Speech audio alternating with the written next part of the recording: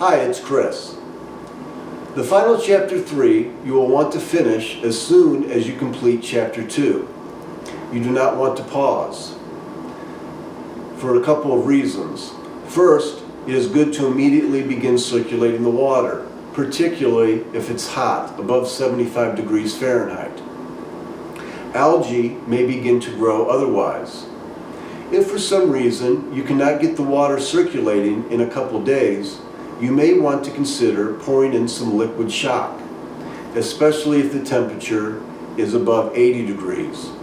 Liquid shock is effective without the water being circulated, as opposed to powdered shock, which needs the water to be circulated by a pump. When attaching the skimmer, you may want to apply 100% silicone to the gaskets and faceplates. Do not use anything but 100% silicone. I personally do not use this except on liner changes and when the skimmer is not being replaced. However, it is a good precautionary measure, and the silicone can be removed in the future easily. When you install the skimmer system, be sure to save the square portion of the liner you cut out. It makes a superior patch if and when you need it in the future. Grounding and bonding your pool guards against getting electrocuted from an electrical short in the pump. Grounding and bonding are required to be legally up to code.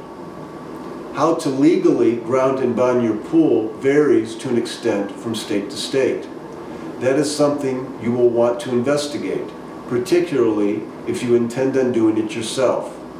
I have a handout that can point you in the right direction, but the specific legal code for your area is up for you to discover and abide by.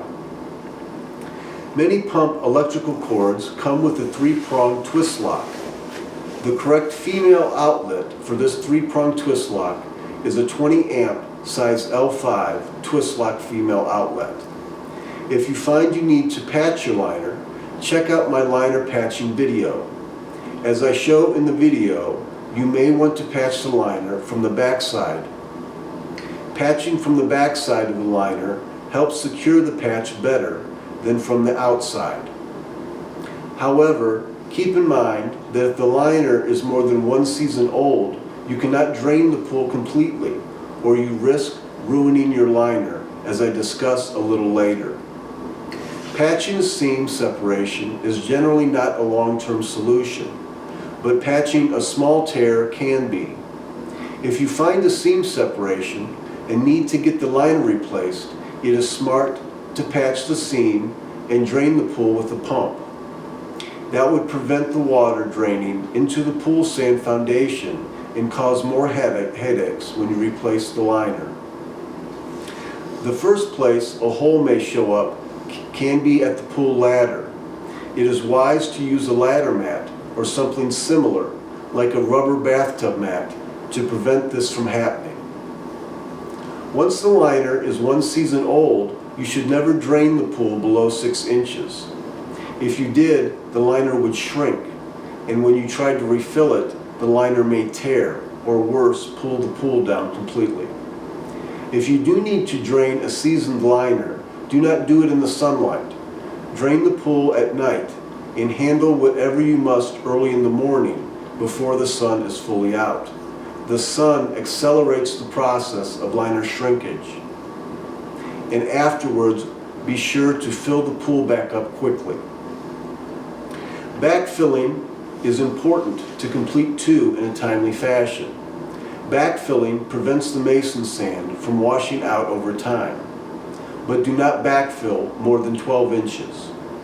Do not backfill until the pool is completely filled with water and you have already checked for a seam separation. For the pump system, you must have an easy way of servicing it without the water coming back from the pool. You can make use of shutoff valves and one-way valves, or return plugs, or a combination of both. Lastly, when building a deck, think about how you will disassemble the top of the pool to perform a liner change in the future, and how you will close the pool year after year before deck construction. This is the end of Chapter 3, Intro. please print off your relevant PDFs and look them over at your convenience. If you have a comment on the step, please write it in the comment section of the YouTube step video that you have access to by scanning the QR codes. Thank you.